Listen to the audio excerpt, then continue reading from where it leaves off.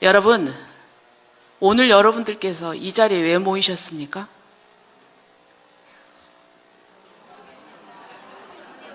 네. 네. 대한민국이 위기입니다. 위기입니다. 정치적으로도 위기고요. 우리 국회에 지금 오셨지만 민생을 논해야 되는데 탄핵과 특검으로 날이 셉니다. 그리고 또 위기는 우리 대한민국을 세운 기초적인 질서, 이것이 무너져가고 있고 무너뜨리고 있습니다. 그런데 정작 위기는 이 위기라는 것을 모르는 것입니다. 왜냐? 다른 거는 바로 눈에 보이지만은 이것은 서서히 어떤 하나님을 거역하는, 그리고 보편적인 그 인간의 질서를 부정하는, 근데 그거를 어떤 멋있는 인권의 이름으로, 진보 이름으로 포장해서 그렇지, 사람들을 현혹하게 만드는 겁니다. 그래서 정말 저는 이것이 위기라고 생각합니다. 네. 여러분께서 법원의 중요성을 별로 생각을 못 하셨을 거예요. 왜냐하면 여태까지는 이 법원이 그래도 어떤 인류의 보편 질서나 이런 부분에 어긋나지 않게 판결을 해왔습니다. 사법부는 우리 입법행정사법 중에서 가장 보수적인 데였습니다. 그렇죠? 그런데 이 법원이 변했습니다. 지난 7월 18일 날 이 동성 커플의 피부양자를 건보공단에서 인정해야 된다, 이런 판결을 내렸습니다. 이게 될 법이 난 일입니까, 여러분? 저는 단순히 종교적인, 기독교적인 차원에서만 얘기하는 게 아닙니다. 첫째, 우리나라는 법 중에서 헌법이 최상위 규범입니다. 헌법을 따라야 되겠죠? 그런데 헌법에 어떻게 되어 있습니까? 36조 1항에 보면은 혼인은 개인의 존엄과 양성의 평등을 전제로 한다고 되어 있습니다. 양성이라고 되어 있습니다. 아직 우리 헌법은 동성혼을 인정하지 않고 있습니다. 그렇죠? 그런데 이 판결은 사실 교묘합니다. 동성혼은 아니다, 인정하는 거 아니다 이거예요.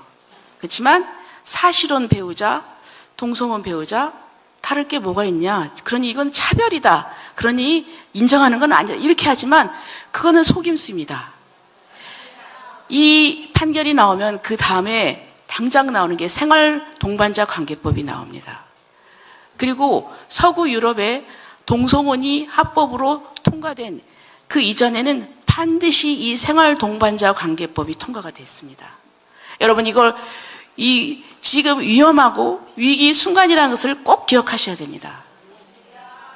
두 번째는 사벌금지법, 국회에서 전선이 형성이 됐습니다. 그래서 지금 대부분의 기독교인들은 압니다. 그리고 국회에서 전선이 형성이 아주 치열하게 됐기 때문에 정당들이 부담스러워해요.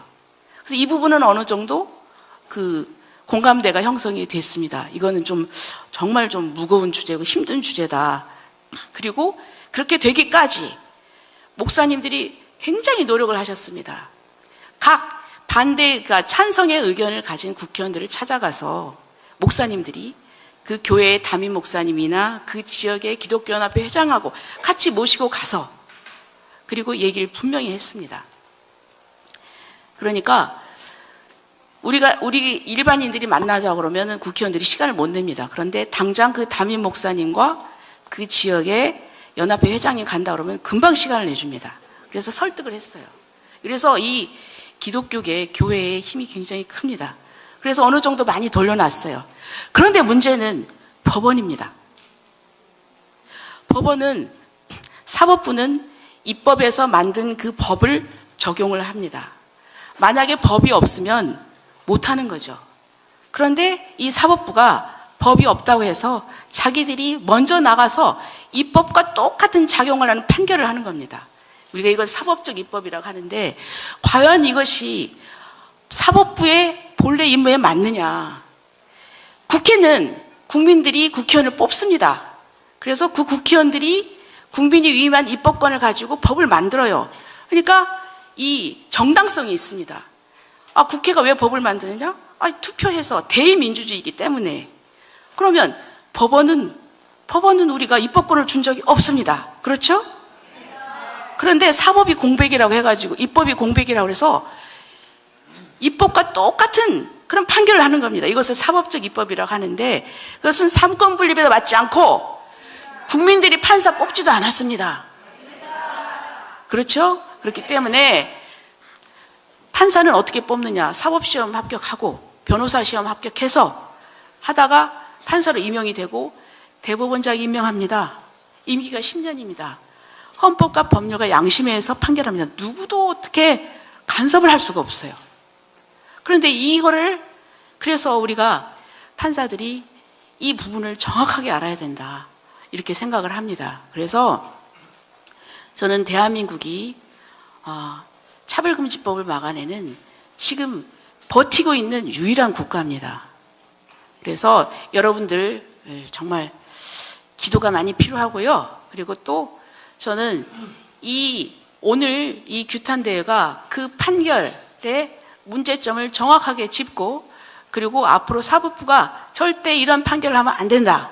그래서 우리가 필요한 것이 기도도 필요하지만 각 교회에 법조인 크리스찬들이 많습니다. 그러면 교회 목사님이나 장로님들이 제발 이분들을 잘 설득해서 좀 제대로 이해하고 제대로 된 판결을 내렸으면 좋겠어요.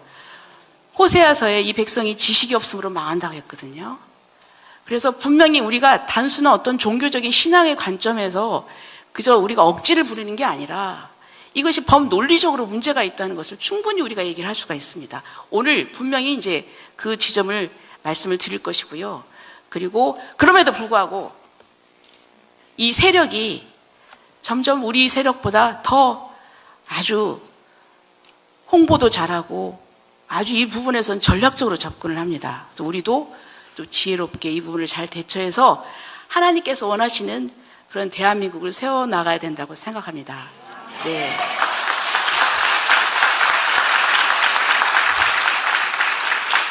그래서 오늘 많은 분들 오셔서 발제도 해주시고 행사에 참여도 해주시고 또 이렇게 오셔서 응원해 주셔서 너무 감사하고요. 오늘이 정말 그런 결의를 다지는 그런 하루가 되고 또 10월 27일 날 또 국민대회가 있는 것으로 제가 알고 있습니다. 그때도 와가지고 우리가 힘을 합해서 정말 대한민국이 깜짝 놀라서 이게 문제가 있구나. 모든 사람들이 이걸 의식하고 그리고 또 이걸 막아내는 그런 계기가 되었으면 합니다. 네, 여러분들 정말 이 열기와 함성을 보니까 우리 소망이 있다 이렇게 생각이 됩니다. 네, 제가 여러분들 문제점은 너무나 잘 알고 계실 것이고요. 중요한 거는 우리가 이제 믿는 사람으로서 기도도 하지만 기도하는 1000명보다도 행동하는 한 사람이 낫다고 누가 그러셨죠? 박한수 목사님이 그러셨어요. 본인도 말씀하시고 잊어버리셨어요? 우리 행동해야 된다는 걸 일깨워 주신 우리 박한수 목사님께 한번 다시 한번 큰 박수 부탁드립니다.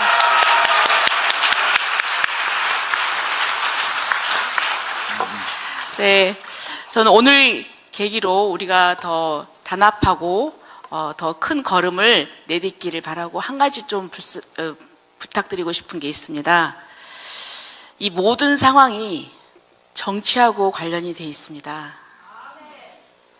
그래서 정말입니다. 제가 대만의 예를 말씀을 드리겠습니다. 대만에서 이 동성 결혼 합법화를 하려고 차이밍원 총통이 그랬을 때 국민들이 반대했습니다. 그래서 자꾸 밀어붙이니까 국민투표를 했어요. 국민투표 열심히 이제 국민투표를 하자 해가지고 국민투표를 한 결과 반대하고 찬성이 반대가 2라면 찬성이 1이었어요. 훨씬 압도적이었어요. 그러니까 사람들이 그냥 우리 국민들의 의사가 이러니까 안 하겠지 했거든요. 천만의 말씀이에요. 차이밍 의원이 민진당의 국회의원들을 푸시를 해서 민진당이 국회에서 과반을 차지하니까 밀어붙였어요.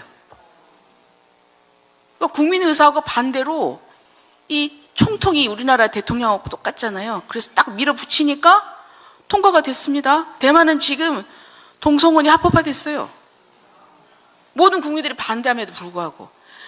이게 뭐냐? 정치가 중요하다는 얘기입니다. 그러니까 여러분이 정치 지도자를 잘 뽑아야 됩니다.